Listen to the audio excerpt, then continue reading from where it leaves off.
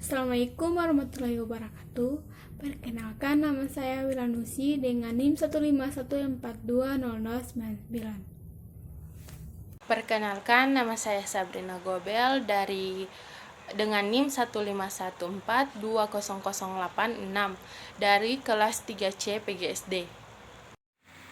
Pengertian perencanaan kurikulum. Perencanaan kurikulum adalah sebuah proses di mana para perencana mengambil bagian pada berbagai level pembuatan keputusan mengenai tujuan pembelajaran yang seharusnya.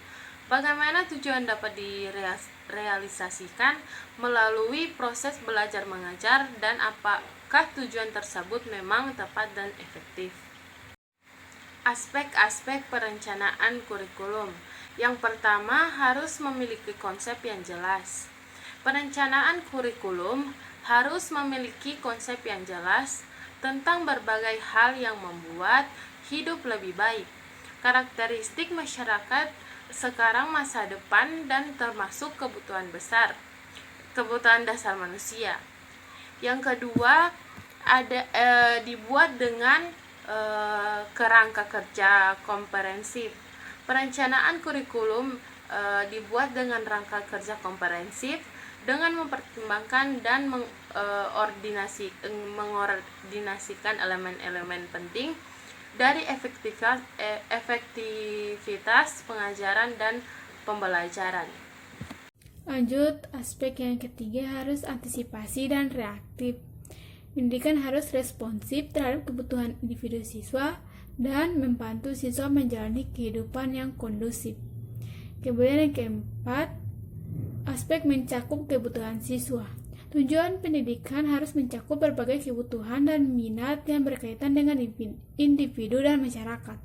Perumusan berbagai tujuan pendekatan harus diklarifikasi dengan ilustrasi konkret, sehingga mereka dapat digunakan dalam mengembangkan rencana kurikulum spesifik.